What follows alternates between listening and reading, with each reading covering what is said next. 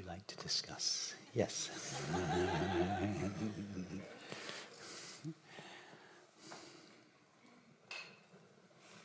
Hi, Carolina. Hi, Carolina. So my question is related to what I've already said about a part of my identity dying, the professional identity in particular. And yesterday, well, it seems that one problem fell away. It got sorted yesterday, which is both good and bad. So just very briefly, recently I've been working on a project just for some extra cash, and I didn't like it. My body was telling me very clearly that I didn't like it, painfully clearly. And yesterday I got an email that it got suspended, that project. So my first reaction was, ooh, how annoying, how sad. And then I thought, it's amazing news. So, I felt happy and peaceful. That is not to say that unpleasant emotions have disappeared. So especially the fear of the unknown, and also the thought of the inconvenience of rearranging things when I'm back home, for example. So it's at the back of my head, but I would say that lightness, or more lightness, is in the foreground. And yesterday, you mentioned jumping into the abyss. And when you said that, it really resonated with me very, very deeply, especially when we felt like held back many, many times, which is a passive act of surrender, right? So could you elaborate on that a little bit?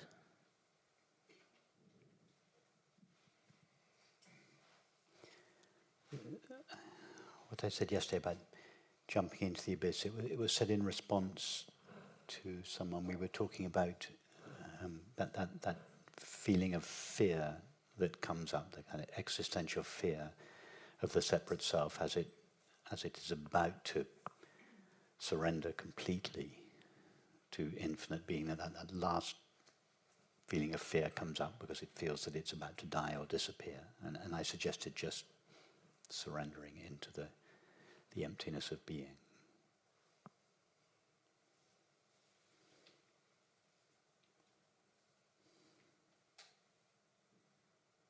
But if the fear doesn't arise, then you don't feel that you have to jump into the abyss. You just peacefully abide as being. In some people, this precipitates a feeling of fear, but in others not. For someone else, it might just be peacefully abiding as being.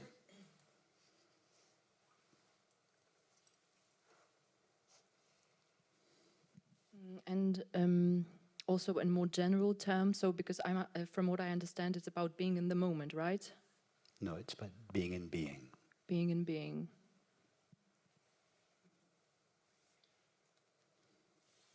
Resting in being, resting as being.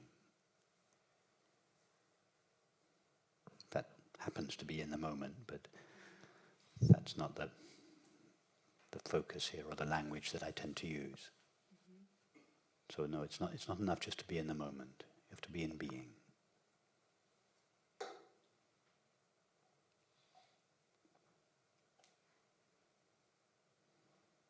And that's where you are anyway.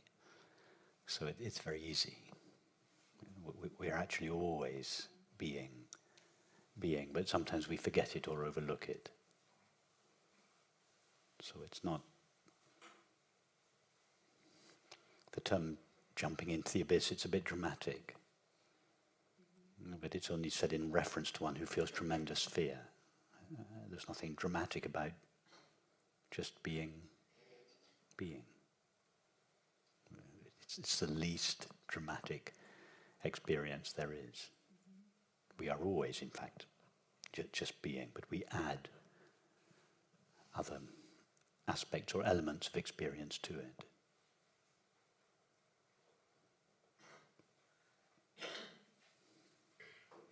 It's clearer. Thank you. Yes, you too.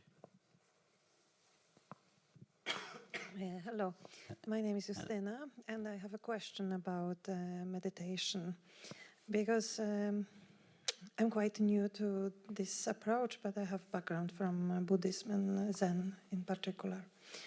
And I find it quite easy to go into my being, but I find it very difficult to stay there. So it's like coming in, going out. It's like a tennis match all the time, yeah? And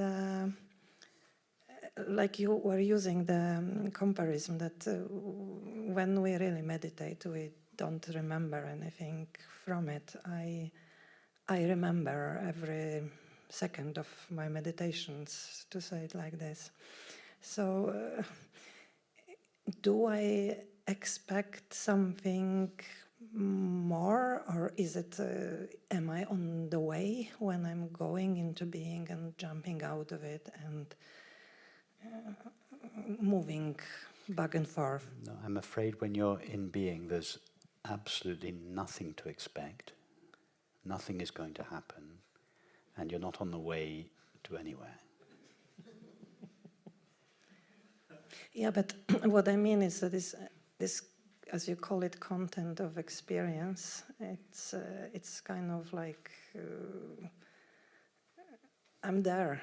I'm not in being. But it's the apparently separate self, the self that we seem to be, that wants something more, that says being is not enough, that wants to be on the way somewhere. I don't have this feeling that I want to get out of being. It just kind of, I get out of it.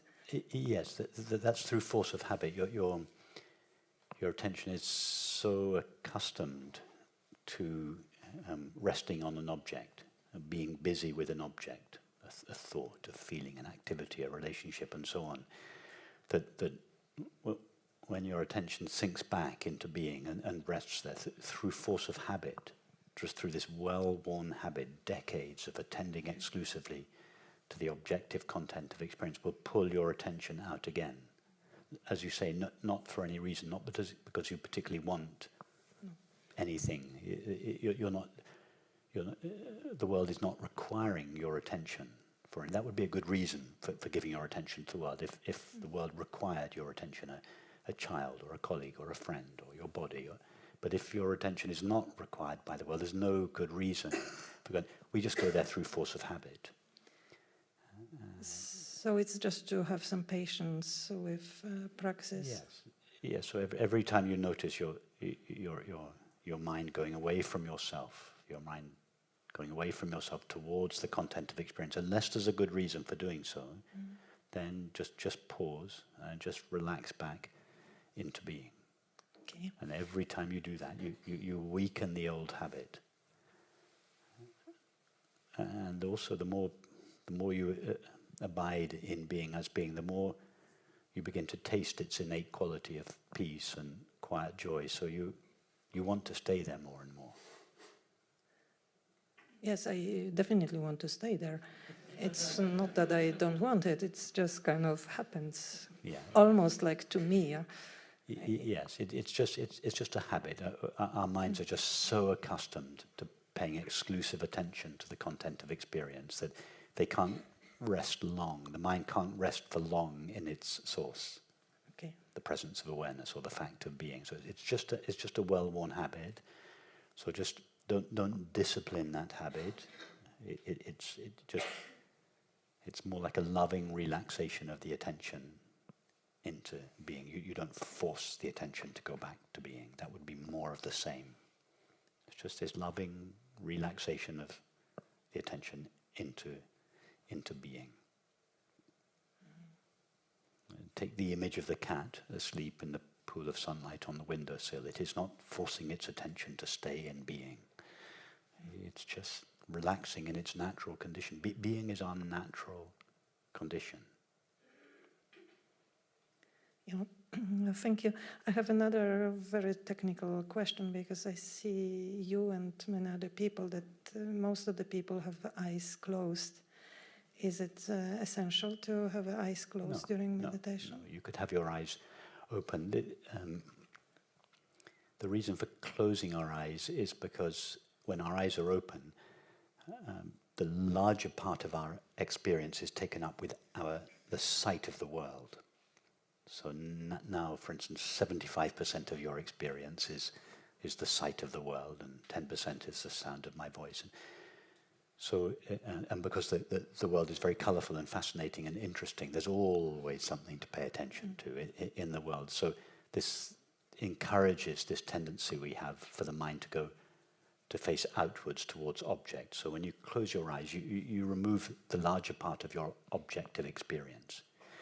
You're still faced with feelings and thoughts, but at least the sight of the world has disappeared, and it just makes it. It's one less fascinating object to pay attention to. You still have your fascinating thoughts and feelings to pay attention to, but it's just, at least you don't have to pay attention to the world. It just makes it a little bit easier. But in the end, whether we have our eyes open or closed, that we remain as being in both cases. Thank you very much. Okay. Peter, yes. My name is Peter. Hello, Rupert. Hello, Peter. This question crystallized after yesterday's reflection, so it's been pondered on ever since then and reworked I don't know how many times. So it's really, and the direction that the question is going in is the relation between the individual experience and the universal. So that's where I'm going, okay? So I'm following up the question and answer from our last meeting in the summer, where I'd expressed described all the things that I was facing, and all the things that the universal was taking away from me, as how you described it. But what was clear then, that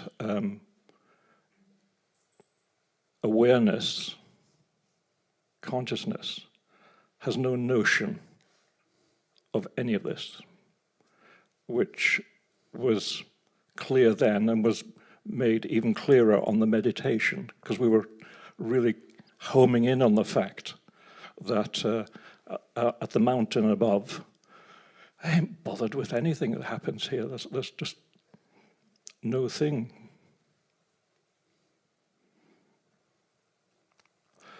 When I left the retreat last year and went back home, the practice of resting and being was running very strong. And that results in a great deal of stability in a time of turmoil. And the sense that the love that I felt with the group here, the meeting here, continued. And I had support from the many people, including people like Diljit, whose mother used to feed me. Delight to see them, and kept me grounded. And people sent me emails. So there was that. I felt I was being held in love. And it's not just to the people in the community here, but everyone. So when one rests, one experiences the love from everyone and the care and the wish to help me.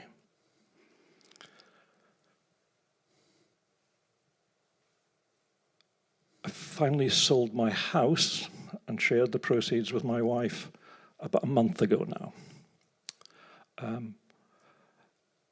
At the time, I had a flat organized, but no completion date. So I was in the process of discovering where am I going to live when I moved out, and sofa surfing and all that sort of stuff. And there was no clear completion date for the flat I had. But 1 week before I was due to move out, I got a call from my estate agent and says, "Hey, Peter, the flat above the one you want is for sale. Are you interested?" So I didn't turn this thought down and went along. And he showed me the flat. It was empty. He says, "Do you want it, Peter?" And I said, "Can I move in next Tuesday?" So that literally offered to me on a plate was a flat very similar to the one that I was wanting to purchase with no end date. Here, I could actually move in, rent, and purchase. And that process took 6 days. That's amazing. It was magic. So on one hand, I'm discovering the creation taking away things from me that I love or loved. On the other hand, it's showering me with gifts unasked for. How does that all work?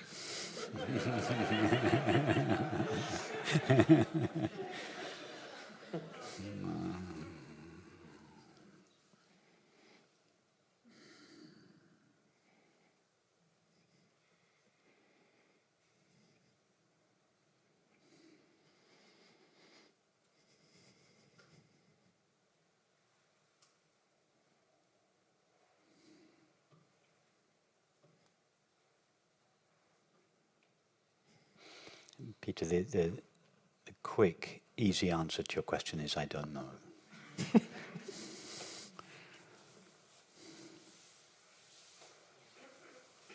It's just amazing.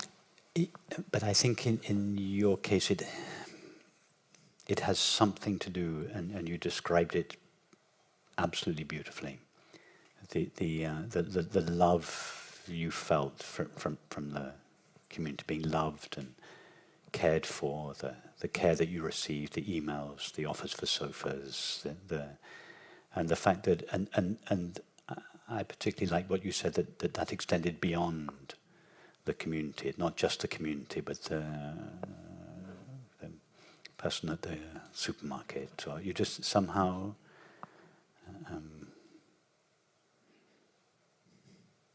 you opened yourself to this love, and as soon as you open yourself to it, you find it's there, just all around you, that you're being taken care of. And what you experience with the apartment is just another instance of that. It doesn't come from a particular individual, of course it came through your estate agent, but it's just another confirmation that, as you very nicely described about the community, you are being held in love. The estate agent, the exchange was so clean. Yes. And he did his job and did for his client and looked after me. And afterwards he said, it just felt right. Because we ignored all the paperwork. That caught up with us afterwards. Yeah. He said it was just right. Well, I as I say, Peter, I don't know how this works, but I think it's deeply connected with your love of truth and your openness to in the face of this very difficult year that you've had, this surrender that you've been through, the great dignity with which you have approached this very difficult situation you've been in this last year, your trust in God, your love of God or truth or being, and now you're reaping the fruits of that. This feeling of being taken care of, but by individuals, but also by the universe. Thank you. Thank you, Peter. Thank you for sharing that. Yes, Vitek, and then you and Jim. Yeah. Hello, Hi, Rupert. I have some questions from the discussions yesterday. There are some bits and pieces which I don't manage to put together yet. There's talking about being, and that being, you said something like that being naturally localize itself. And that there is, from the highest teachings, there are no illusions. How does it go together that it seems that its natural activity is to localize itself, which implies that illusion comes around together with it? Yes, that there is an illusion from the perspective of each of our finite minds. When we look at reality, we look at it through the lens of sense perception. And our sense perceptions filter reality and make it appear as 10,000 things. It's not really 10,000 things, but it does appear that way. Why? Because we look at it through the filter of sense perception. So from our finite points of view, there is an illusion, there is an appearance. But when infinite consciousness looks at itself, prior to its localization of itself as a finite mind, it looks at itself, it has no objective experience of itself. Because as we've discussed this week, in order to have an experience of something objective, one must stand apart from that object as a separate subject. So consciousness, infinite consciousness, cannot know an object directly. It can only do so from the perspective of a localized mind. So from our point of view, there is a world, or at least an appearance of a world. But from infinite consciousness's point of view, before it localizes itself as a finite mind, there is no knowledge, no experience, because for there to be knowledge and experience, it must stand apart from itself. Before it stands apart from itself, when it looks at itself, it sees exactly what you see when you look at yourself. What do you see now when you look at yourself? Don't look at your thoughts or your feelings, your sense. Look at yourself. What do you see? Completeness. No, yes, but describe what you see when you look at yourself. What do you see? What do you experience?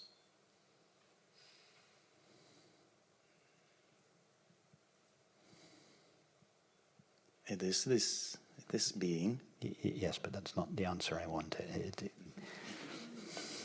Look at yourself and tell us what do you see when you look at this?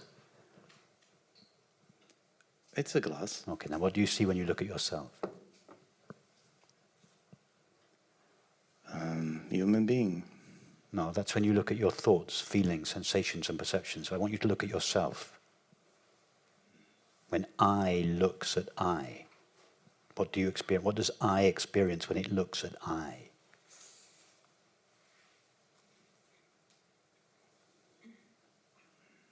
Imagine this glass was conscious. Yeah, we've done this experiment a few times. When it looks out, it sees all of you. Yeah, but what happens if it looks at itself? Remember, it can't stand apart from itself. So what experience does it have when it looks at itself? When it tries to experience itself? What is its experience of itself? It just experiences objectless being. When you look at yourself, you just experience objectless being. When anything looks at itself, it just experiences objectless being. Now, what does infinite consciousness experience when it looks at itself? Objectless being. That's it. There's no experience there. There's no knowledge there. Because it cannot stand apart from itself and know itself or experience itself as something. I follow you there. So there is objectless being from the point of view of infinite consciousness, and there is an appearance of the world from the point of view of the finite mind. What's the problem with these two views? For me, it's maybe the link in between those two, because this same objectless infinite being is localizing into the... Seems to localize, Yeah. but the localized being it is only appears as a localized being from the perspective of that localized being. King Lear is only King Lear from King Lear's point of view. King Lear is only King Lear for King Lear.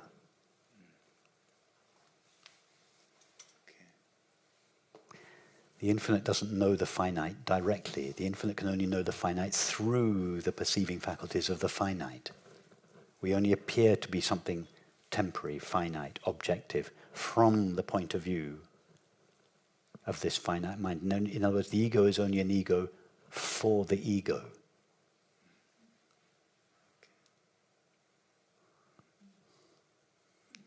Okay, thank you. Was that a fully satisfied okay? Yes. Okay, Yes. good. Yeah.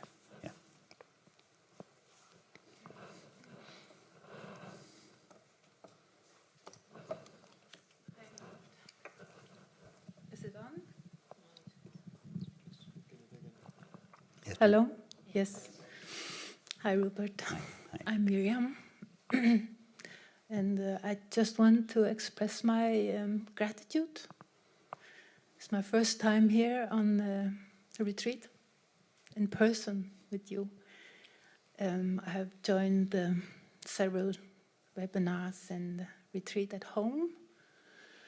And so lovely to see all the known faces and be here with you all. So I came and I brought my sleeping bag and towels. I imagined I was to sleep on thin mattress on the floor. I even brought some biscuits with the vitamins and extra calories in because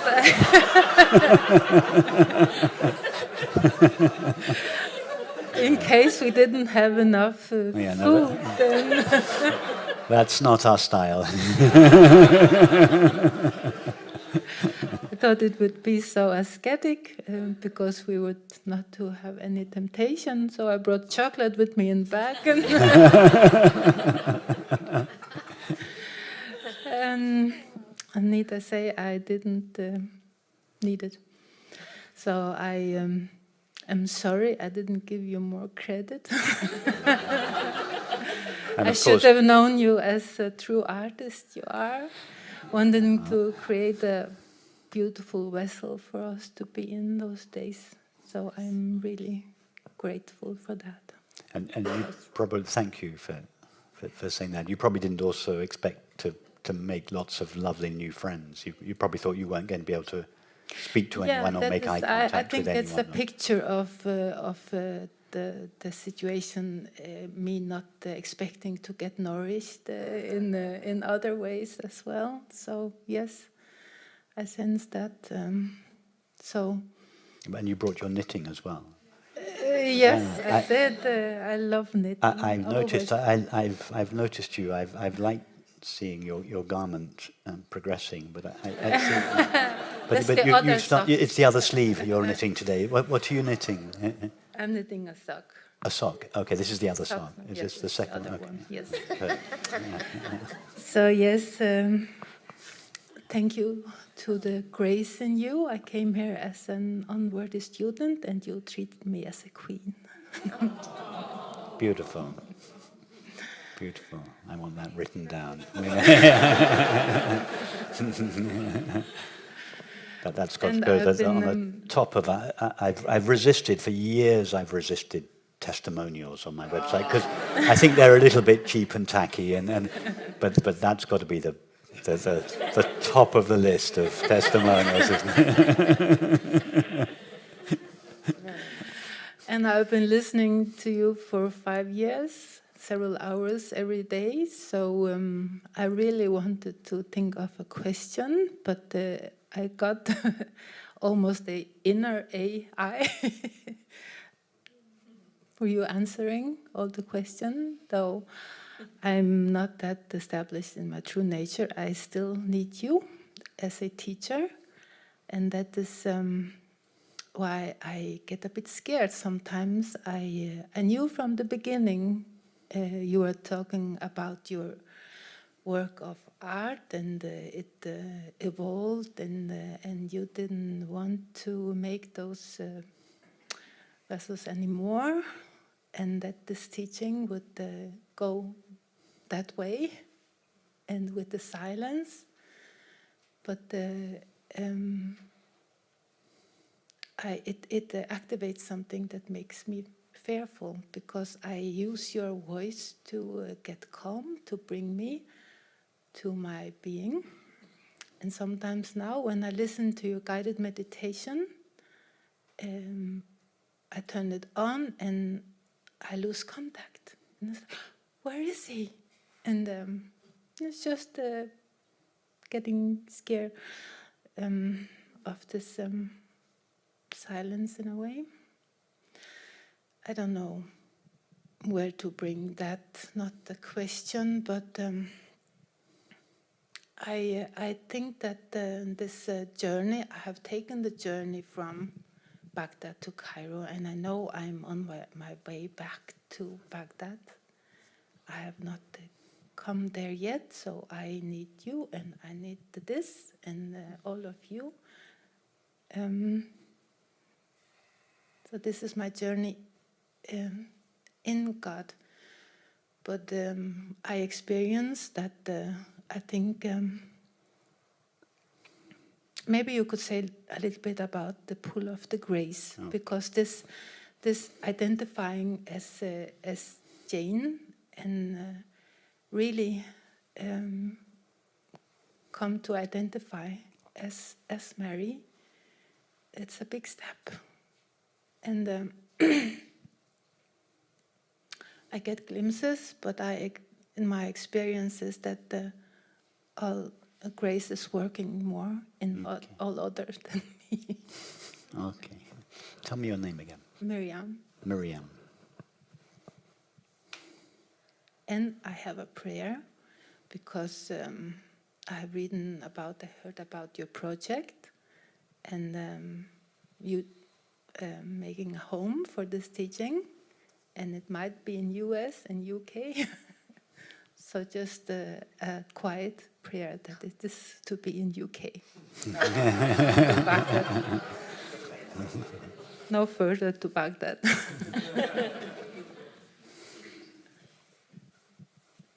Okay, so first of all, Miriam, a response to your very beautiful comment about coming as an unworthy student and being treated like a queen. So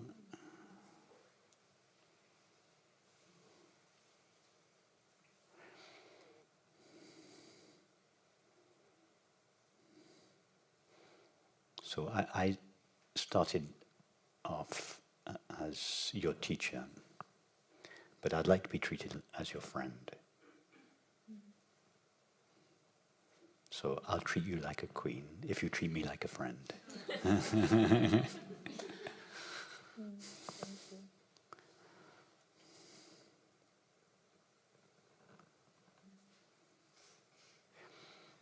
And as regards grace, grace is always acting in our hearts. Grace is the gravitational pull of our being on our attention. Grace is always pulling us back into the heart of being, into God's heart. As an individual, we feel that as our desire for happiness, or our desire for God, or desire for salvation, or desire for enlightenment. So the individual feels, I seek happiness. I desire God. That's just the individual's erroneous view of the situation. What is really happening is that God's infinite being is attracting us back into itself, pulling us back. And it's acting on everybody, not just those of us that are interested in these matters. It's acting on everybody all the time. Here, we cooperate with that gravitational pull of being. If anything, if we do anything at all as individuals, we just cooperate with that pull. And all I can say, Miriam, is rest assured it is acting as strongly in you as in anybody else. And you are cooperating with it beautifully. Thank you. I want to believe that.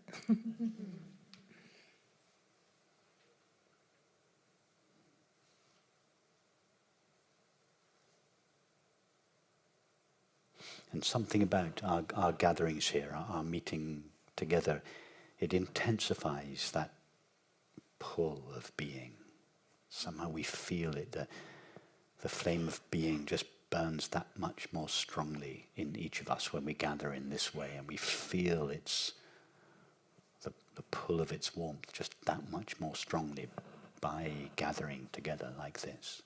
So just keep coming. If your I'll sign up circumstan- for the next retreat in June here. Yeah, that's it. If your circumstances permit, just keep coming. We are like one family that is just being drawn irrevocably into the heart of being. All you need to do is show up. I will. I enjoy it very much. Love you all.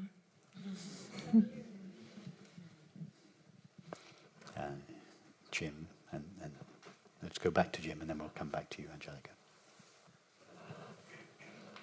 I am Jim, and I was formulating this question yesterday, and it gave me experiences that I want to share in a bit. The meditations have been very. I can go there, and for the whole hour and a half, just. But the little eyes heard nothingness, and I kind of felt abandoned in an abyss of nothingness. So when I come out, it's kind of scared. So I was yesterday wanting to know, the word love is used a lot. So I'm trying to refine what is love. So I had this story that I was asking myself, what is love? And back in 2012, I volunteered at a retreat center in Hawaii, 120 acres on the coast, on the big island next to the cliffs, and 122 volunteers, just like here, just cool people, 3 buffet meals a day. But there was this kitty that was born there 10 years earlier, and kitty got adopted by the pool guy and lived off campus for 10 years. And then one day at the Monday meeting, they announced the kitty, Petra, is back on property. They thought that she'd be able to live with her sister at the Rainbow Room, but the sister wouldn't have anything to do with it. So she's around here somewhere. If you see her, she's not a stray. So I found her at the campground, and I'd feed her every day at the campground lockers.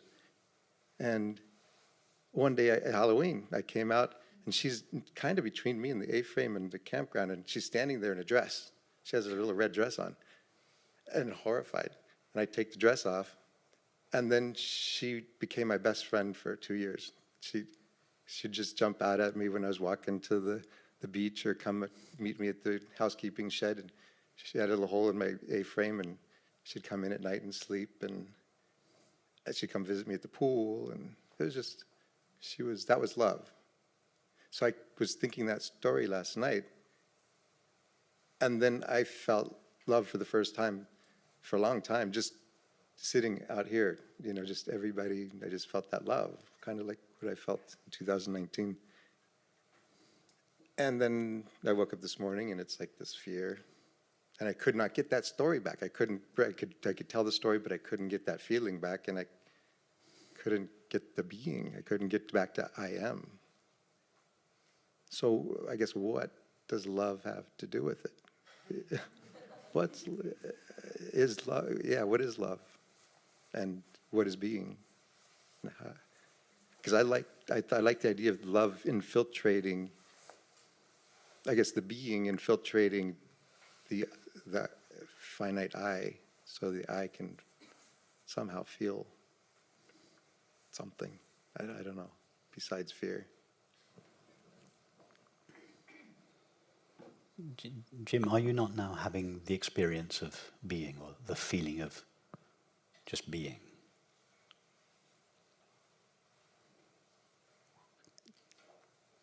The fear is loud.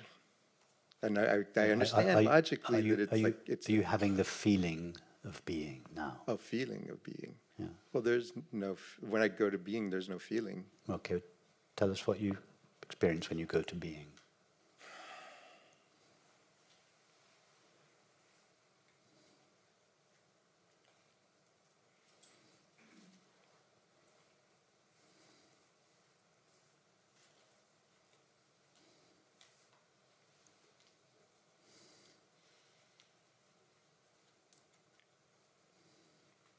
I am. Go on. Yeah. You know what I mean when I say you can relate to the experience, when I refer to the feeling of being.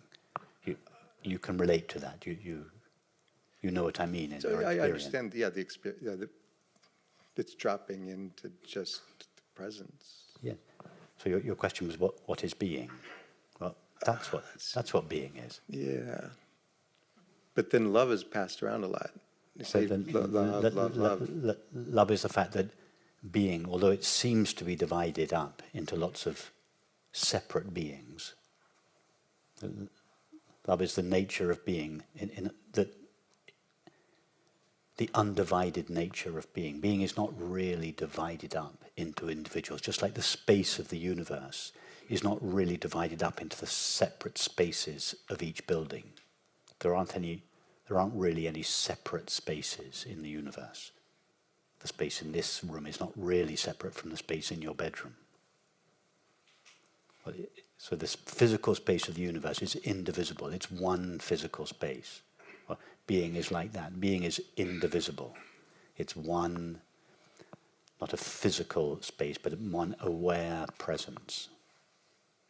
And love is, and that's what love is, that the absence of otherness or separation.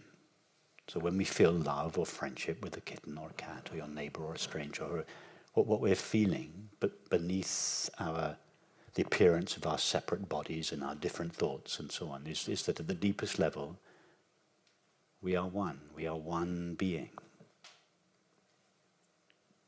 The space in this room, if the space in this room could feel, it would feel that it is the same space as the space in your bedroom. It would experience that feeling as love. And it would say to the space in your bedroom, I love you. What it really means is I feel that I am the same space that you are, even though the shape of the four walls and the lights and the furniture and everything are different. The actual space itself is the same. So when you feel that friendship or love with the kitten, what you are feeling was that although you have different bodies and different experiences, at the deepest level you feel we're one. We're not separate. Isn't that what love? When you feel you love someone, don't you feel that the distance between you diminishes? And when you hate someone, the distance between you increases. When you feel friendship, don't you feel close to someone you feel friendship with, and distant from someone that you feel conflict with? You know that feeling of closeness in friendship, Yep. Openness, yeah, closeness. Why? You feel close because you're intuiting that actually you're even closer than close. You're just one. But that feeling of closeness in friendship is an intuition of your inherent oneness. And then sometimes the friendship is really a close friendship, and you just feel at the deepest level, I am you and you are me. We're one. That's love, which is just the nature of being. It's not some marvelous new experience that an individual has. It's just the nature of our shared being. And love is just the human word we give to that, to the shared nature of being. As human beings, we experience it as love. I just need to figure out how to tell this separate I to be okay and just chill a little bit so it can just feel it or just be it. Don't you feel that, Jim, just hanging around this week with people? Don't you begin to feel that? Oh yeah, it's very. As your the feeling of being a little bit closed off and afraid, and as that dissolves, don't you feel the warmth and the friendship and of others in this week? Well, that's because the wall of separation that we build around ourselves, made out of thoughts and feelings, because it's an imaginary wall, but it's made out of thoughts and feelings, that begins to dissolve here. And as that wall of separation dissolves in all of us, that we feel closer and closer. That's called friendship. It's called love. That's why our meal times and our walks around the lake and our chats in the corridor and everything, that's why they're so warm and friendly and loving here, because love it's the fruit of what we do here. It's the inevitable consequence of what we do here. Because as we sink deeper into being, the shell of the ego that protects the separate self begins to dissolve, not because we do anything to it, but just because it is no longer, we neglect it, because we're going back to our true being. And love and its expression in friendship is just the inevitable consequence of that. That's why you like being here. It's wonderful. But then the little self knows that I'm leaving in 2 days and I got to do this, and that. Okay, and but going to be alone in my condo again. Yeah, but Jim, just keep in touch with people that you've met here. Yeah. Keep in touch with people. Yes, it's easy here because everybody is so open that any residual shell of the ego in anyone here, if there's any residue at all, it's so thin that it's so easy to feel that love and friendship here. Yes, when we go out into the world, that feeling of protection may come back a little bit, and we will encounter that in other people. So you may feel that the friendship and love you feel here, it's not so readily available when you go back home. So keep in contact. I guess there's something about trust. If I can trust, like in the universe, to say, oh, everything's going to work out. Like this, I always do come back, and I always do get this connection, but somehow I forget, and I think, oh my God, I'm alone forever. That's this weird thing that, and then I can go to the space of Jim, being. you're not alone forever. You share your being with all of us. We all love you. You're not alone.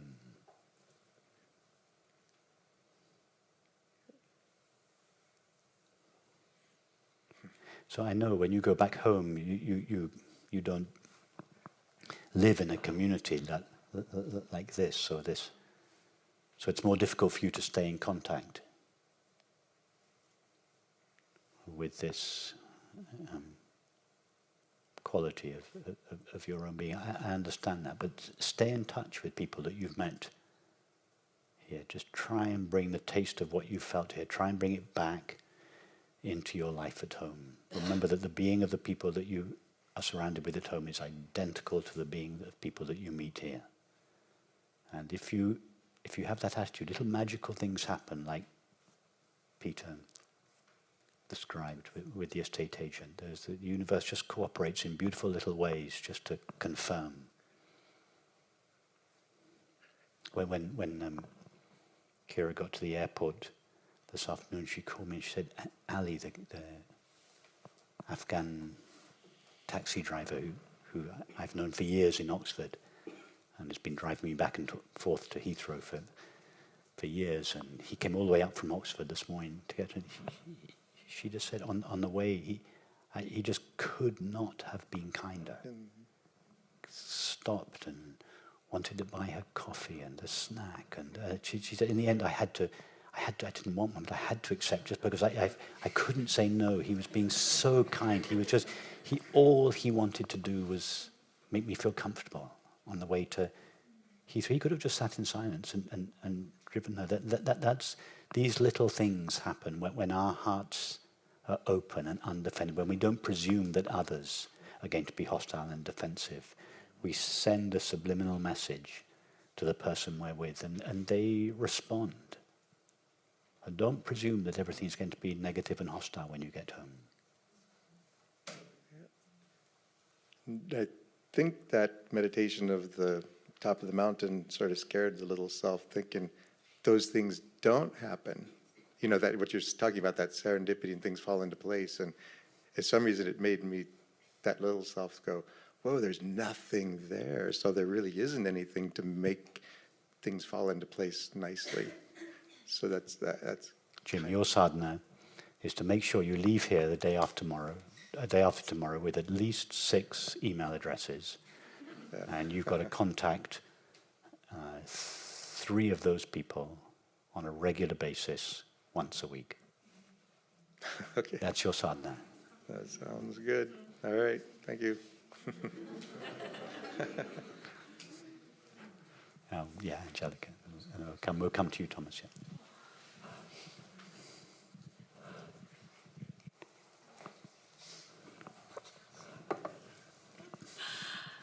Hi, Rupert.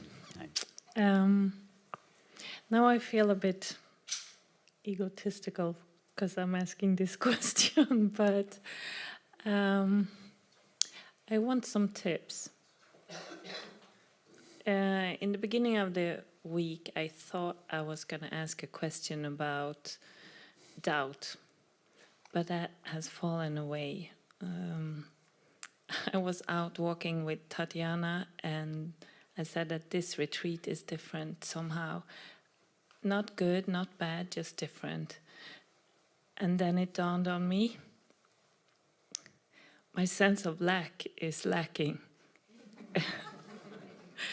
And it's been a faithful companion all my life. Doubt has been my second name.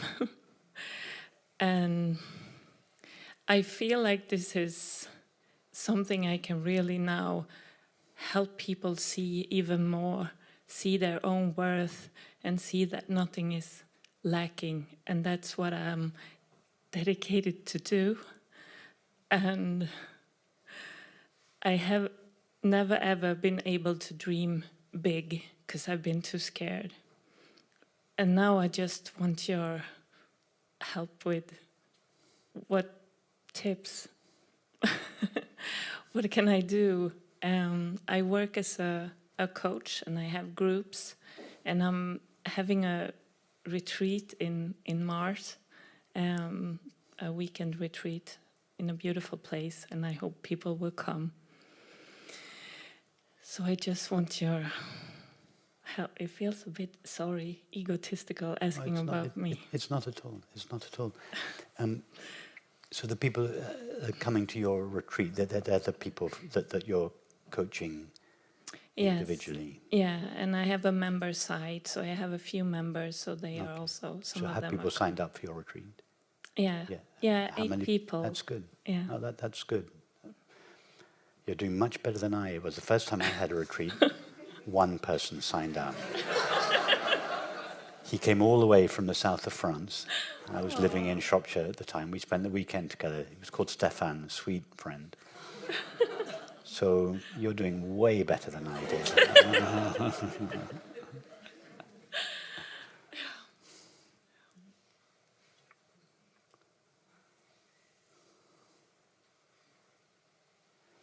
So I know the people that come to you aren't coming for quite as direct an approach as all of you come here for. So you might not be able to be quite as direct and top of the mountain as we are here. And there's no problem with that. It just requires skill on your part. You have to go to where they are. And you do that through empathy and sensitivity, conversation. You find out where they are, and then you just take them by the hand and you slowly start walking up the mountain. And it doesn't matter if you can't get all the way up the mountain. Don't start like we do on top of the mountain the first night. That's because we've got 15 years of gathering. But behind us. You're just starting off. So you go 3/4 of the way down the mountain. You take them by the hand and you just start walking. And you just check. You want to make sure they're all with you. Don't leave anyone behind. So just check. And you just start walking. And you'll get a sense very quickly from their questions where they are, whether they're with you, whether they're struggling, whether you need to take a step back, whether you can go a bit faster, a bit slower. So you have to be very sensitive, and then you can develop your own meditations. You can borrow anything you like from me, but you must put them in your own language. Although maybe to begin with, your language will be very similar to mine, because you may not have developed your own language yet. You will develop your own language in time. It's just like when you learn handwriting at school. Do you have those picture books where you all copy exactly the same? We're all taught to write A and B and C in exactly the same way. But 10, 20 years later, all our handwriting is completely different. So although you've learnt, you will pick up some phrases from me and some pathways from me. That's fine. You can take whatever you want. But in time, you should feel very free. Make them your own. Speak them in your own words. And then you may also find that you're asked questions that are slightly different from the questions that people ask here. So you'll have to develop new pathways for people, depending on where you are on the mountainside. So you might find you have to make new pathways that are tailored specifically to an individual's problem, and that's good, because then you have to dig deep in yourself, find the path. You have to find the language as well that they can relate to. And if you find some resistance, it's always your responsibility. If they don't understand what you're saying, it's your fault, not theirs. Yeah, I know. Then I know. I used to. And please understand, I say this with absolutely no disrespect for Krishnamurti at all. I had and have the highest respect for Krishnamurti. But when I was in my late teens, I grew up down the road from Brockwood Park. My mother and my brother and I used to go to the big tent that they used to put up in his home. 1,500 people would be there in the tent. This beautiful, fragile, powerful old man. Krishnamurti was 85 or something then, and he was so frustrated that none of us understood what he was saying. He would get irritated and impatient, and I used to sit there thinking, but if we don't understand what you're saying, surely it's your fault, not ours. You're the teacher, aren't you? And he was, and please don't quote me out of context, don't misunderstand. I have the greatest respect and love for Krishnamurti. But he was a little frustrated because he hadn't found a way. He had this beautiful understanding, but he hadn't found a way to help us understand what he understood, to see what he stood. And he was frustrated, but it wasn't our fault. No. It's the teacher's responsibility. So if people don't understand, you have to go back. You have to go 3 steps down the mountain, go back. You have to find them where they are, where they're lost on the mountainside, and you take a new pathway. Yes. And if they don't understand, you go back, you try another, but you keep on trying. And in this way, your own approach will develop. You'll find you'll develop new skills, new pathways, new language, and it will come not because you've parroted what you've learnt in the past from another teacher, but your work with people will come fresh. It'll be the conjunction of your own understanding with their difficulties, and you'll create this new expression. So I would encourage you. You're well qualified to do that. Everyone here is well qualified to do that. So I would encourage you to do that. Thank you. And I love to do it. I do it when I coach people, because they always, I have to bring them different ways to get to their being, because everyone has their own questions. So I really am so grateful for every client I have. They are my teachers. Absolutely. I'm learning so much. Yes. So I get it. Yes. I don't feel that the label coach does justice to your work. No. Maybe think of rebranding yourself. Yeah. Coach is a little... Is that what we're doing here, coaching? No. No, I think... Can you give me a name? Please. Oh, well, you know the only name I like is friend. But that's okay in this context, but you probably don't want to say that on your website. I don't know. Therapist is better than coach, but even therapist I feel is not quite right. Let me think about it, but I think coach it doesn't give the right feeling, that doesn't convey what you do. Oh, that's true. When is your retreat? 1st to 3rd of March. Okay, yeah. Good, well I look forward to hearing how it goes. Thank you. Thank you. Thomas, yes, and then we'll come back to you. Yeah. Thomas.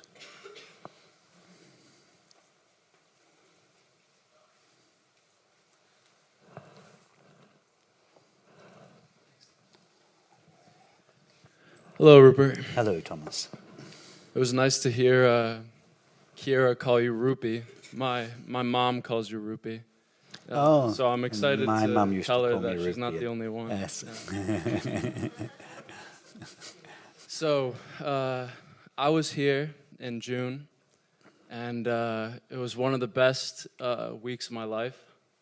I asked you a question, and my heart opened, and I was blown away by the love in the community. And then I came this week, and the experience is not the same. I find I'm frustrated, and during meditations I find I'm distracted. And yesterday, for the first time, I got bored listening to you, and I was surprising. And I asked a question earlier this week, and I was unsatisfied with my own question. So I guess my question is this normal? And I don't really know what's going on.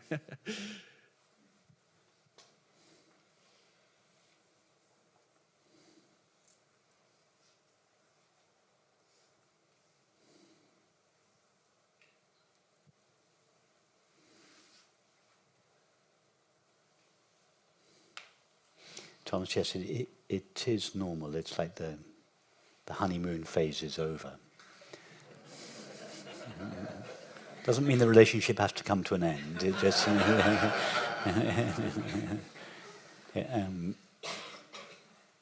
it actually grows deeper, but maybe not quite so sensational. So what you experienced in June, by contrast with your previous experience, was just ecstatic. Actually, the taste of our own being is not ecstatic, but it at least to begin with, it may precipitate this relaxation of the body and the mind, which is hugely pleasurable. There is this release in the body and this expansion in the mind, and that's delicious. That's just the after effect of the recognition of our own being in the body and the mind. The recognition of our own being itself is much quieter, more transparent than that. But very often, for those of us that have these colourful experiences in the body and the mind, when they don't, we mistake that for the recognition of our true nature. And then when we come back and we don't get the same ecstatic experience, we wonder if something is missing. It's not at all. It's just that you just have to. You had mistaken the elation that you felt in the body, the ecstasy that you felt in the mind. You had mistaken that for the colourless taste of your true nature, and were hoping to get that again. So you were projecting your past experience onto this retreat, and of course you feel disappointed that it hasn't taken place.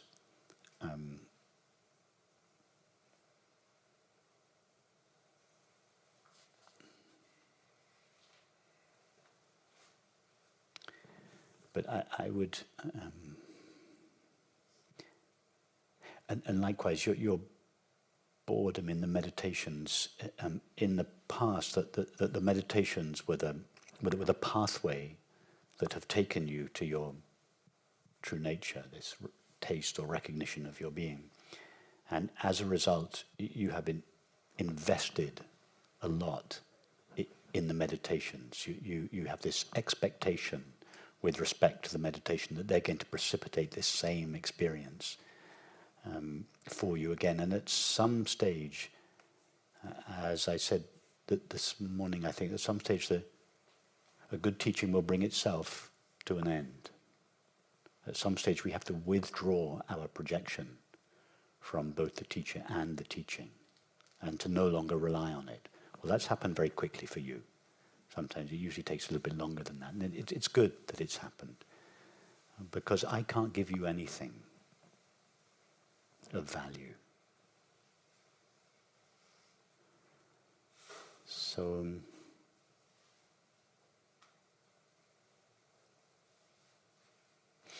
I'm sure you've heard me say before, if not in person, but on YouTube, that the teacher should be the final disappointment. Having tried everything else in life, there's one possibility left. There's surely one thing or one experience or one person that's finally going to give me what I want. But no, there isn't. Nothing can make us happy. Nobody can make us happy. And it's good. You've learned this. You've discovered this early on. You're progressing quickly. You're moving through the stages very, very quickly. That's good.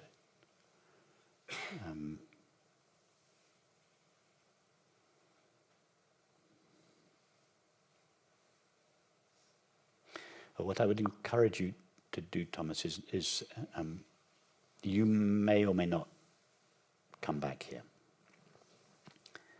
There's certainly I have no expectation for anyone to come back. Of course, we would all love to see you again, but you're completely free. There's no expectation or suggestion that you should. But I'd just be wary of one thing, and that's thinking, oh, I had this marvelous glimpse of my true nature. There was this ecstatic experience. I went again 6 months later. It didn't happen again, so I'm going off to the next teacher.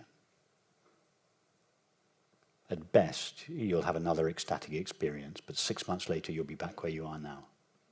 And then you go to the next teacher. And you may have that ecstatic experience again, but fewer and fewer teachings will retain the capacity to give you that experience. So you'll just get more and more disillusioned with teachers. And eventually, I'm painting the worst case scenario, you'll just think, oh, this is... It's all nonsense. There's no value in it.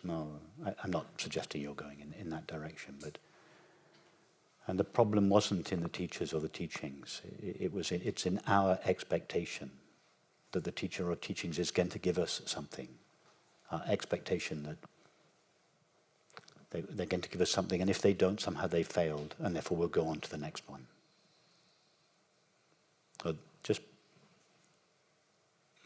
as I say, I'm not saying that because I want to encourage you to come back here in any way at all. There's absolutely no pull on anyone to come back here. If some people come back, some people don't, and if you don't come back, I wish you well. But sooner or later, we have to have the courage and the clarity, and you are at this point, and it's a beautiful thing early on in your life, as someone as young as you, we have to have the courage and the clarity to understand that nobody can give us what we not only can no person, but no objective experience, no teaching, no teacher, no relationship, no object can give us what we truly want. And that can be a little... One has to have a lot of courage to face that fact. And I think that's what you're facing now. It's a kind of disappointment. But don't let that, and I don't think there's any chance of this happening in your case, but don't let that disappointment turn you, make you negative towards what we speak of here. I'm sure that's not happening in your case, but just allow it to take you deeper into this exploration, whether that brings you back here or not.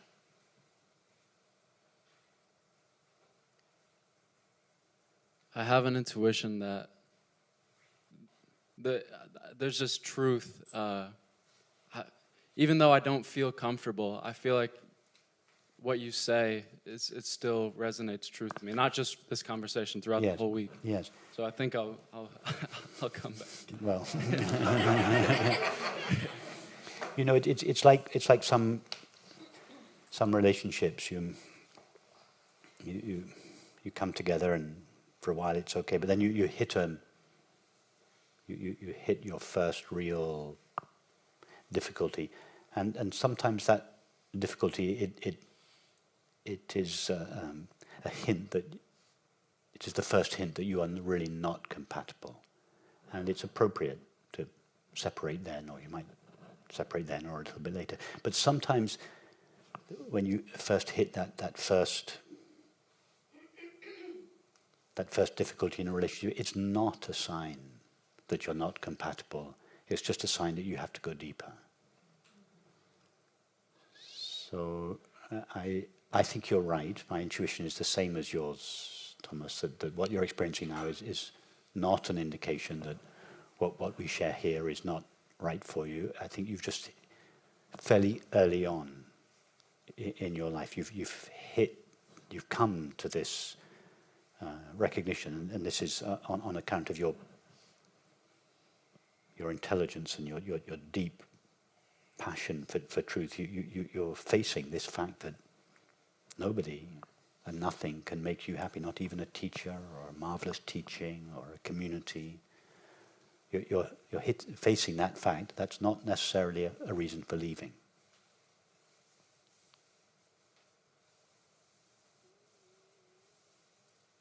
There are many, many people I know here that no longer come here for the teacher or the teaching. That was the case for me for years. I went for the teacher and the teaching for the first 2 years. I stayed for another 10 years. So,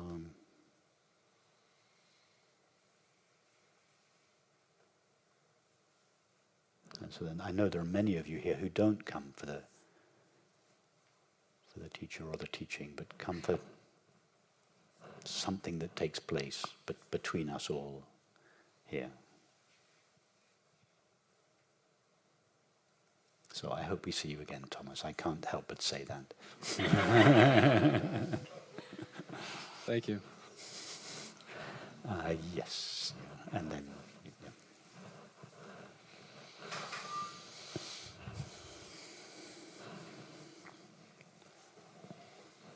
Hi, Rupert. It's Regan. Hi, Regan. So before I came here, when I'd meditate, I'd abide in being with an alertness and with vigilance. I'd like be alert to. I'd be alert in order to retain being, in a sense. And then since I've been here, I've spoken more about deep sleep being equivalent to, the removal of the content of experience, which is what we spoke about the other day. And then when I was meditating today, I felt as if I felt like, okay, I'm abiding as being.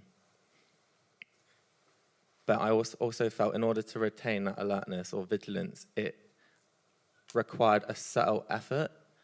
And I kind of saw that as different to completely relaxing and relaxing my attention and sinking. So I kind of wasn't sure whether those two things are different. I feel like they are, and I wasn't sure whether to retain it through just abiding and remaining vigilant, or just letting go of that. Yeah. Okay. The vigilance is required in direct proportion to the extent to which objective experience still has the capacity to take us away from ourselves. If objective experience retains a strong pull on our attention, then we will have to be very vigilant. But as that pull weakens, the intensity of our vigilance diminishes in proportion. Until, as our love for simply being grows, the pull of objective experience weakens, and less vigilance is required. Until we just remain in being through the love of it. And effortlessly. Effortlessly, yeah. So, because I feel sometimes like if I completely let go, I'm almost becoming vulnerable to drifting and allowing thoughts in. Okay, so then you just need a very gentle vigilance that you let go, and then you notice that after a while your attention has been pulled out, you're following your drifting thoughts, and you just need not a fierce vigilance anymore, but just a gentle vigilance, just to keep an eye on that. As soon as you notice that, you just come back to being. So it's just a very soft vigilance, no longer a fierce vigilance, because you're accustomed to abiding in being. You just notice every now and then you drift off, your attention drifts off. It no longer needs to be reined in. You just gently bring it back. So the vigilance it gets softer and softer. And is that the same for when dealing with the world? You initially it's to retain presence, you remain alert, but as time goes on. You mean when you're out in the world, Yeah. as opposed to yes. When you're out in the world, the capacity for your objective experience to completely obscure being it is very strong to begin with, and therefore you have to make an equally strong effort to return to being in the midst of your experience. But as the world, as it were, becomes more transparent, as your being shines through your experience in the world, the intensity of your effort to remain as being in the midst of your experience diminishes. You find yourself there more effortlessly, naturally. And that's kind of like when initially one's identified with a separate self, and that kind of belief and feeling slowly becomes less and less. Do you think, so is there like I guess for you then, was there one thing was there a particular thing you were holding on to that was kind of like the thing before you then started to abide and move into being, as Yes. opposed to just staying Yes. there, like as a hotel? Yes. For the first 20 years, there was the mantra. I had to forcibly make my mind attend to the mantra, as opposed to the other things that it was accustomed to attending to. So there was a lot of vigilance that was required for that. But it got easier and easier over the years. The struggle between the content of experience and the mantra diminished. It became easier and easier. And then as the mantra subsides and becomes more and more transparent, the attention begins to sink backwards until it's grabbed again by the content of experience. So that was to begin with. Then later on, when the progressive path transitioned into the direct path, my attention turned around. Instead of being focused on the mantra, it was focused on myself. And there was the same intensity of going back towards myself, not going outwards towards the mantra. And so I would ask a question such as, what is it that knows or is aware of my experience? And that would bring my attention back. But it was always being pulled out again by the content of experience. So then I would ask myself, what is it that knows or is aware of? Or I'd mix the questions up. Or what is it that cannot be removed from me? Some version of the sacred question, always coming back. And I had to.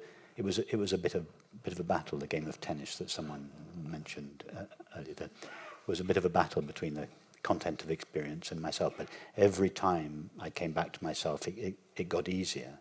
So less and less struggle was necessary. Less and less effort. It just became more and more natural.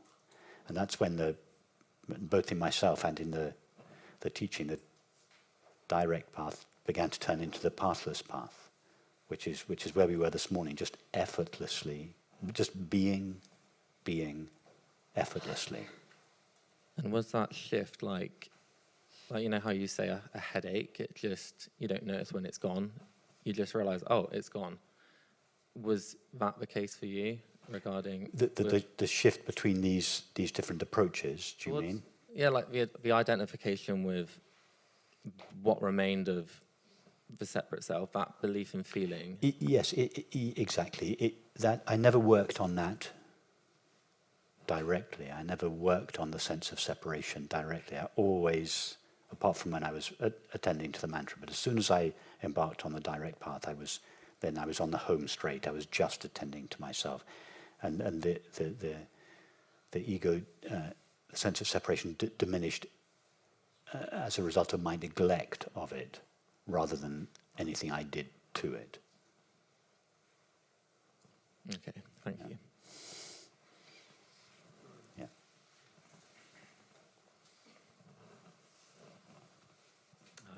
Hi, Rupert. It's Hi. Tony. Hi, Tony.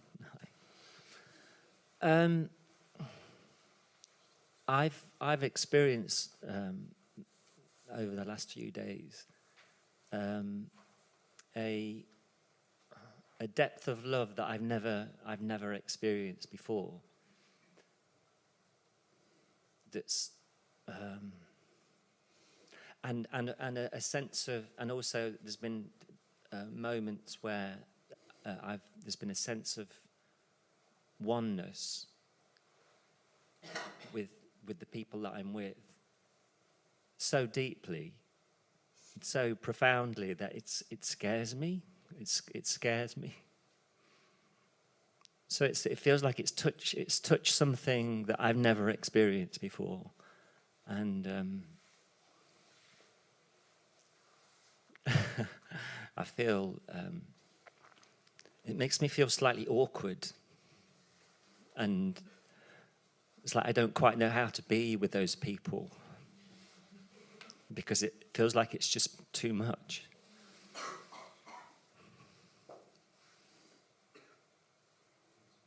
So I don't really know what the question is.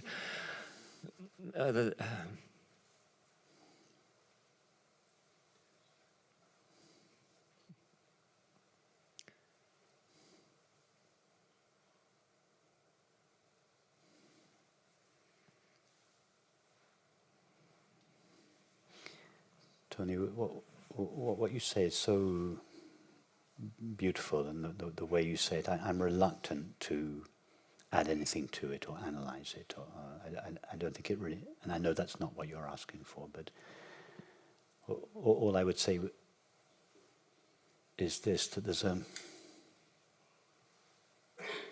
conflict, not a conflict, a contrast between this new experience and what you were previously used to. And you're finding it difficult to reconcile the two.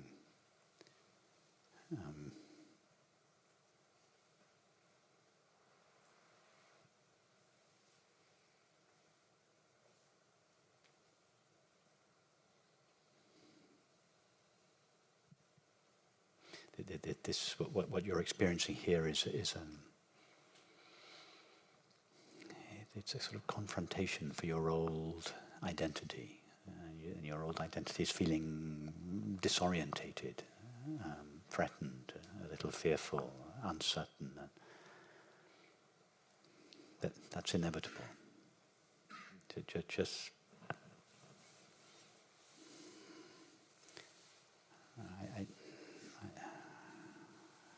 I don't very often say this because I don't like to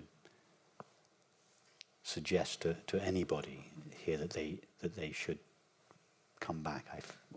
If anyone comes back, I want it to be 100% because they want to, not because they feel any pull at all. But I would say just keep coming. Because what you're experiencing is what you have always deeply longed for in your life.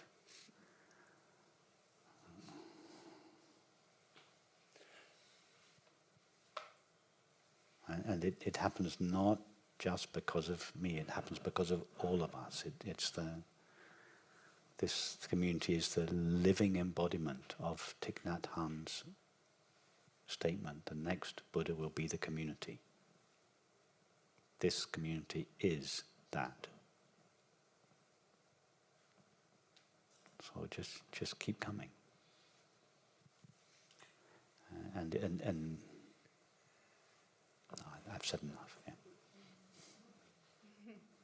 Yeah, I think I've probably said enough as well.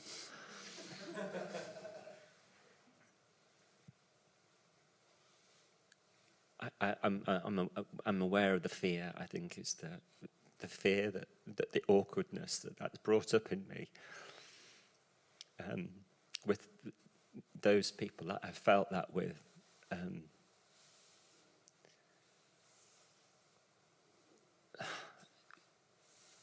It's the fear that it's all going to just fall apart, and it's not sustainable somehow, because it was such a deep experience. Tony, it's... And I'll be a disappointment. It's like I'll be a disappointment or something. Tony, it's sustainable. Okay. It's possible to live like this, not for this to be a special experience that happens once a week, every 6 months. It's possible to live like this. Yeah. Okay. This should be the norm. This can be the norm. This is the natural state. Love is the natural condition of all relationship. Peace is the nature of our being. We're not talking about anything extraordinary here. We're just talking about the natural state. Of course, in our culture has moved so far from this understanding that what we speak of here seems extraordinary. But it's not extraordinary. It's just the natural condition of our being. Peace on the inside, love on the outside.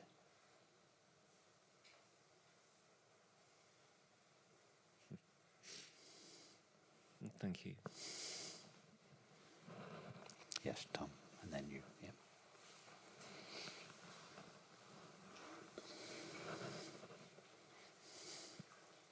Thank you. Hi, Rupert. Hi, Tom. Tom. I think a lot of it just got answered over there, but I still have about 3.5 questions. So, if you allow, so the last 6 months were pretty much. My life fell apart again job-wise, and I just spent most of the time in meditation, abiding in more and more progressive in the self, serving these 3 beautiful ladies that you've seen yesterday evening, helping at home. I'm surprised you've got enough time to spend your time abiding in being with. It's so beautiful, Rupert. It doesn't matter whether I sit and abide, or I clean the dishes, or wash the laundry, or whatever, or it just doesn't matter. It's gorgeous. It's just this love inside is more and more tangible and expresses itself so easily, particularly with those 2 gorgeous little angels. So thank you for waking it up, or helping to wake it up, I suppose. I said to Tom earlier this morning that I hope that you and Julie bring Nyla and Sophie to a retreat one day. They'd be most welcome here. They'd fit in just fine. Well, I heard it very clearly that we should come in June or this year. So it has to be summer for them to be able to run around outside. But let's see. It'd be lovely. So in the last few weeks, there's been some stuff that came up between Julie and myself, and it sort of resonates down here as a vibration. And I'd just like to confirm with you. Yesterday I heard you say to abide in the self, and I've heard it now as well, to abide in the self and not pay attention to the separate and the sense of separation, as you just said. Yesterday, as I felt this charge here as a vibration, and I've been working always like that, just feeling the vibration, divested of its story, as you say, from the very early time, 7 years ago when I started this again. So yesterday I was abiding in the self so deeply during the meditation, and yet focusing on this vibration down here with intensity, as a sensation, as a vibration, until it changed into, then there was a pain in the heart and a pain in the sex center, and the whole thing was gone. So would you consider this, and it was completely in the self, completely, and yet the light of awareness was also down here in this vibration that came from this energy that got surfaced with all this love and this peace inside. Would you consider that, like from what I heard you say, is like, yeah, abide in the self, come back to the self, which, yes, it is. I was and I am in the self more and more, but I can also, and I've also worked with people like this when they come and see me. It's like, okay, let's focus on the sensations and feel them until they start morphing and changing, and then the sensation moves to somewhere else. So. In this approach, we wouldn't actually work with the sensation itself. We'd be more like, as we were talking yesterday, when the emotion, the sensation fills the space. You feel the space that is being filled by the emotion or the sensation, and you permeate that sensation with the emptiness of the space. So you're not really working on the sensation itself. Mm-hmm. But in your work, if you're working with people and you're not working with people as directly as we are here, it may be appropriate for you to work more specifically with the sensation, something more proactive than simply pervading the sensation with the emptiness of space. Well, when I work, I feel their sensations in my body, and I then feel it in me and guide them towards the sensation. I usually feel about half a minute before the clients feel it. But yes, but even when you're working with clients and with sensations, I would introduce the idea that their sensations or their emotions is appearing in the space, in the space of their self. Their self is like a space, and it's full of the emotion. I would attract, even if you're not working directly the way we are here, you can draw their attention to the space in which either the sensation or the emotion arises. So that forms the new identity rather than the trauma identity. Yes. They are identified with who they truly are, and it makes it easier to feel. Exactly. So don't focus on the sensation or the emotion. Draw attention to the space, even if the space that seems to be completely filled with a deep depression or a feeling of sorrow or whatever it is. Draw your attention to the space that is full of the emotion, and try and get them to feel that the space itself is empty, transparent, silent, and it pervades the emotion. You want to pervade the density of the sensation or the darkness of the emotion with the emptiness or the luminosity of the space. So the space has this, it's like a dissolving agent, rather than working on the sensation itself. Okay. But basically it is like recognize it, feel it, let it go, and come back to the self in a very simple language. Yeah, well, it's not just recognize it, feel it, and let it go. It's a bit more proactive than that. You're recognizing it. You're recognizing the emptiness and luminosity of the space in which it appears, the space of awareness, and then you're pervading the density of the sensation or the darkness of the emotion with this emptiness or luminosity. You're pervading it. Okay, cool. Second question, if you allow. About 2 weeks ago, I had the intuition. I met a lady I was in Jammu in a Kashmir Shaivism ashram earlier this year, and I met the lady who's studying Vedantic and Kashmiri philosophy at the University of Varanasi. So I paid for her to attend this retreat as I was telling her about this, and asked her if she had a question, and she said, "Look, I'm suffering a neurological disease. I can't attend like yesterday evening's session," but she wrote me if I could ask that to you, and you answer it. And I don't understand what she's asking, so I may mispronounce. Is she listening? She's asleep now. She's in India in Varanasi, but she'll be listening to this tomorrow morning. If you're happy to answer that, let me just look it up on my phone. All right. So I may mispronounce. Can you ask? Can we compare the Saguna Brahman, Ishvara, of Advaita to the Shakti of Kashmir Shaivism? As in Advaitism, Saguna Brahman has been described as the power, Shakti, of the transcendent or Para-Brahman. And also, the philosophical significance, the pure tattvas, the first 5 tattvas, that is Shiva, Shakti, Satvisa, Ishvara, and Shukna Vidya of Kashmir Shaivism. I know you studied Kashmir Shaivism as well, so I told her, and she is comparing Advaita and Kashmir Shaivism and writing her thesis at the University of Varanasi. So that's for you.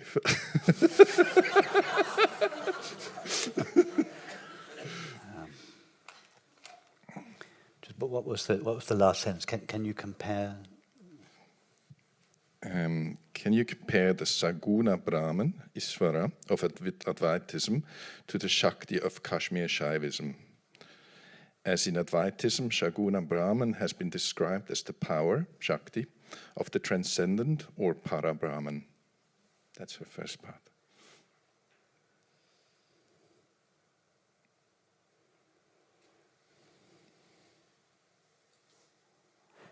Yes,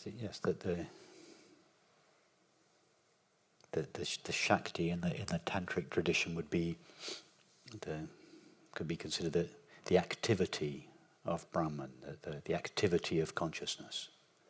So consciousness in its activity cannot be separated in the same way that Shiva and Shakti cannot be separated. But Shiva is the motionless, silent consciousness, and Shakti is its activity or its energy. They can't really be separated.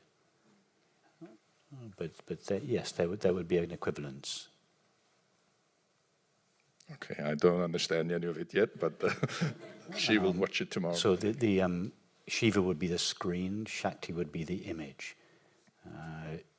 Shiva would be the ocean, Shakti would be the waves and the currents.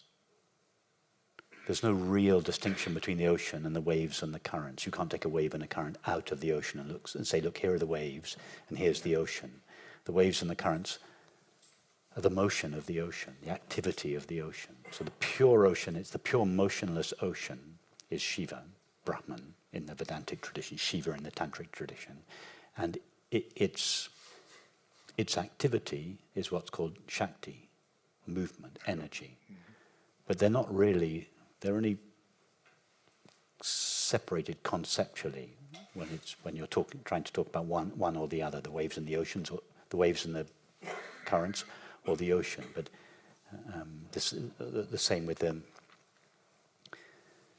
screen and the image. You can't peel an image off a screen. The image could be said to be the activity of the screen. The screen is motionless and transparent, empty, silent, still.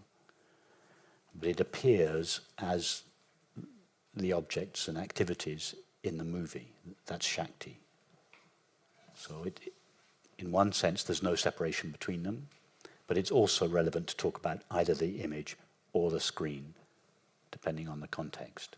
So it's legitimate to describe them either as a screen or a movie, although they are really one thing. Well, that's the same. Shiva and Shakti, they're the same. Shiva in motion is Shakti, Shakti at rest is Shiva.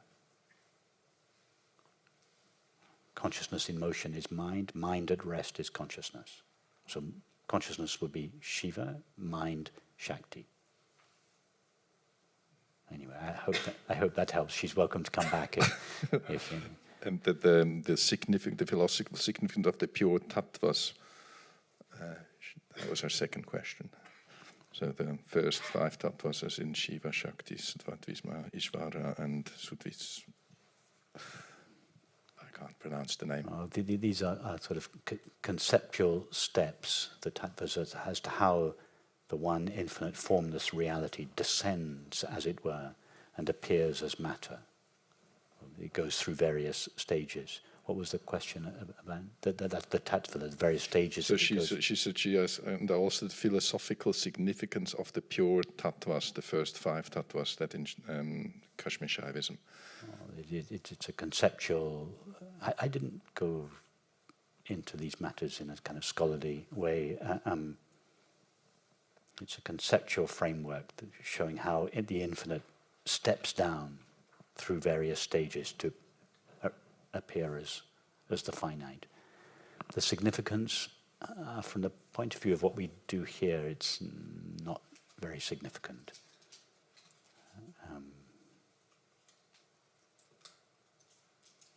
But I don't mean to imply that it's not in any way relevant to study them. Ask your friend if she's read Christopher Wallace's book, The Recognition Sutras. She will listen to you tomorrow morning. Yeah, so. if she hasn't, he's a friend of mine. We're having a podcast conversation on Tuesday, and he's an Oxford scholar who's gone into the Kashmir Shaivite tradition in all these tattvas and steps and stages in a very scholarly, thorough way. So she should read his book. It's good. And she's welcome to ask another question if so for tomorrow. Sure. Yeah. Cool. Yeah. She will. We'll see. Last one, a little one from my side. I had this call out there to buy a book for. I worked with a psychiatrist for a few years. She's practicing Buddhist, and I'd like to bring her a gift home. And she said to me recently, she has. Even the ugliest buildings have become God and beauty. So which book would you recommend from your books for someone who has, I think, well and truly come back to Baghdad?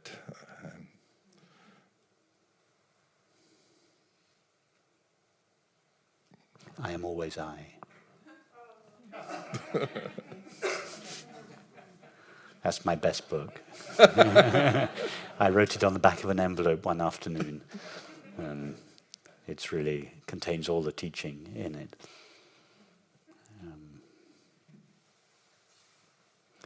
Either that or The Heart of Prayer.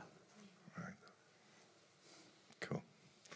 Sophia enjoys it, and Nyla as well. So Sophia and Nyla enjoy it. I brought it back from Titignano. So they couldn't believe that you actually signed in there. They were like, "No, Tom, you must have done that."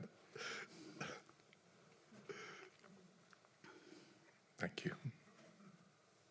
I wanted to pick up on something you said right at the very beginning of your first question, and if I misheard you, did you say that this feeling that you were speaking of in your belly, it was generated because of something that arose with Julie? I'm not going to ask you for the details, but what was it as a result of something in your relationship? I have met it many times before. I think it's I met it as an abandonment sensation. But it was something that came up. Yeah. Okay, I just want to say something about that to make sure that you haven't, that I've explained myself clearly, that I haven't been misunderstood. When I say don't pay attention to the sensation itself, don't focus on the sensation, give your attention to the space, suffuse the sensation with the space. I don't mean to imply by that if this knot in your stomach, this intensity of sensation, has been caused by something that occurred in the relationship, or at least triggered by something. In this case, it was an old feeling in you, so it was not caused, but it came up. If it was either caused or even triggered by something in the relationship, I would encourage you to explore that in the relationship. Yes. So I just say that to make sure that you don't think that because I say no, don't focus on the sensation, focus on the space. I don't mean to imply that in a relationship, particularly in an intimate relationship, if there is something that either causes a feeling or triggers an old feeling, even if it's tiny, particularly in an intimate relationship, I'd put it under the microscope and explore it. Okay. An intimate relationship should be like a beautifully ironed shirt. It should have no creases in it at all. And if you find any creases, iron them out. Put them under the microscope and explore them together openly, lovingly, in the safety of the relationship. And then the relationship will end up like this beautiful ironed garment, this beautiful creaseless garment.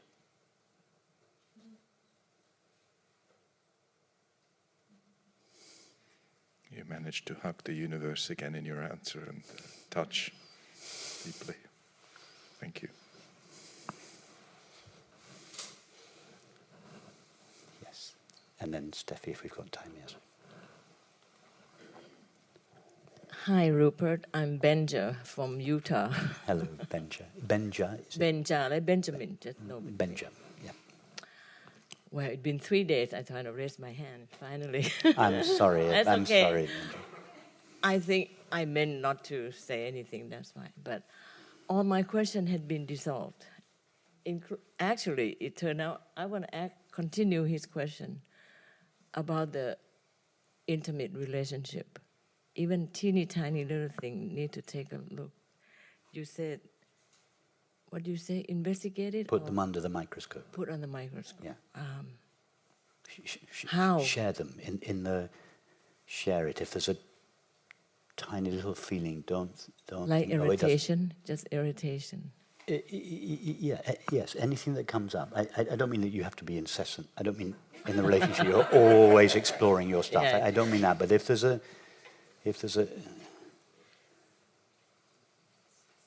you want to sweep the temple clean every night before you fall asleep. Want that. It's like when my husband walks in the room. Make sure the temple, every night before you fall asleep, make sure the temple floor is clean. Okay. So it's like, I noticed myself when he walked in the room, I feel irritated. He didn't do anything. He didn't say anything. And I wish he would leave the room and leave me alone. Because I love aloneness. And we both actually love alone. We're pretty good. We know each other very well. We've been together over 40 years. I just wondering why the irritation keep coming up. And how I have to, he's in here somewhere. Put in the microscope. He and I will sit down and talk about it. That's what we're doing. Is he here? He's here somewhere. Which one? In the which corner. Husband, where are you? Where are you? Is which he here? one? He probably left already. Oh. Eric, are you here? He left already, probably. Yeah. We take turn. He come to the meditation, I stay in the room. Well, careful, he might walk in a minute, then you'll get irritated. So.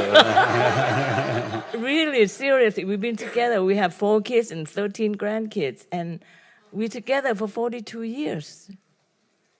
And actually, there's so many stories, but only little thing that left here after all the work we've been doing together. Oh, we go to many, many workshops because we love each other and we know that we meant to be together. And we work very hard until now it's pretty much gone, a lot of stuff, except me, my irritation when he walked in the room. Not all the time, but sometimes, It's not he done anything wrong at all. I just irritated. I don't know why. We have to answer. Maybe I just have to put in a microscope, like you said. I don't know how to do that because my mother showed me that a lot when Dad walked in the house. Your mother showed you? My mother did that too when my dad walked in the house. And she always irritated when my dad walked in the house. Maybe I become my mom. Anyways, you have the answer for that?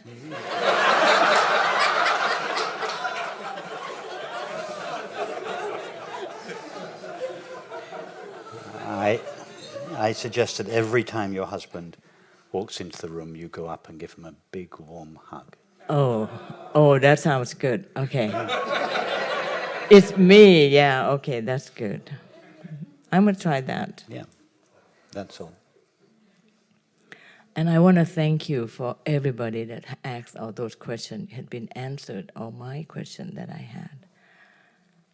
I have one more personal question. Jenny talked to me about the money already, so that was cool. The money is the energy of love. That was my question the first day. Yes. Yes. The meditation, I just came from the Zen. I stay with the Soto Zen in California, close to San Francisco, called Sonoma Mountain Zen Center. I know. You heard about that? Yes, a few of them have been to my meetings. I would just came from them. I will stay with them for a month. Oh. And I said, this is it. I'm coming back. I'm going to stay with them as a resident. Yeah. But then I read your book, The Heart of the Prayer, when I came home. And when I read that sentence, I am is the confession of God in our heart. That changed everything. I never heard a thing like that before. And it just like inside my heart. It's like, whoa, this is, Rupert did it again. Your teaching in 10 years ago is totally different from here now. Yeah. I know you teach direct path. That's how I went to Mercy Center, because the direct path. And I didn't talk to anybody in the room at all.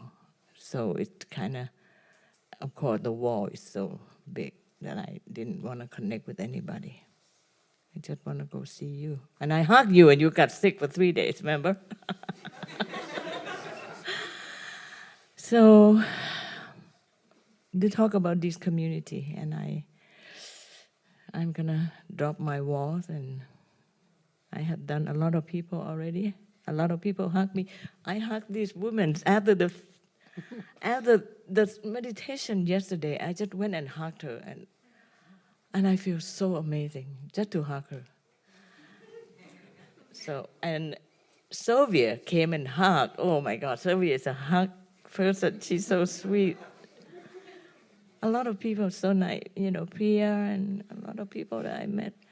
So anyway, I'm Benja. Come and hug me anytime. Thank you.